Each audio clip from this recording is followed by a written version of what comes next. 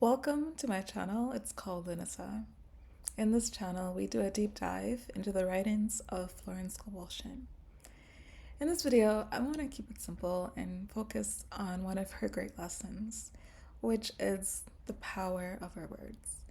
I think when Florence says that we are playing a game and we have to learn the rules of this game in order to play it well, I think we could just simply say the power of the words can fit in there. So it's a little convoluted, but the law, the rules under which we're playing is the power of our words. Does that make sense? That our words have an effect, our words manifest, our words, in the words of Florence Scovel Shinn, they become externalized. Everything, even the little jokes, everything. And if we can understand the power of our words, then we will get one of the great spiritual laws, that what we're going to put out there with our words and our thoughts are going to come back to us. And it goes back to the Bible. John 1, in the beginning was the Word, and the Word was with God, and the Word was God. There's nothing that didn't start with a word.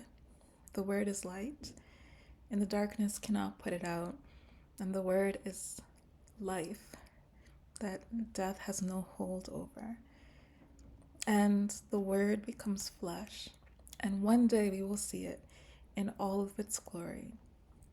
And every Christmas we're reminded that the Word of the Father is now in flesh appearing in Jesus. So if we can believe in the power of the words, power of all words, the power of the words that we're speaking, then we'll understand one of the great spiritual laws that we're always under. And for instance, once you know the power of the words, it can change the conditions of your life. And once you know the power of your words, you start speaking differently. You don't entertain certain conversations. You will only use your words to bless, heal, and prosper. And so it's a little quick lesson for you. Really think about the words that you are saying, the words that you're thinking, and take responsibility for them. Demonstrate that you have dominion over them. I always say sometimes it's really hard because you believe that you've tapped into the truth. Like, this is what it is like. I'm useless, I'm worthless, I'm awful, I'm this or that. Of course it's the truth. And you just feel like you're thinking those thoughts because it's the truth. And the courage and the strength it will take to believe in yourself and to speak differently is something that I encourage you to work on, because you should be saying, I'm worthy, I'm valuable, I believe in myself. God dreams the biggest of dreams for me. He has placed me on earth to do incredible things. My cup should overflow, my barns should be filled. I want my heaven to come down to my earth. And, I want to make God proud.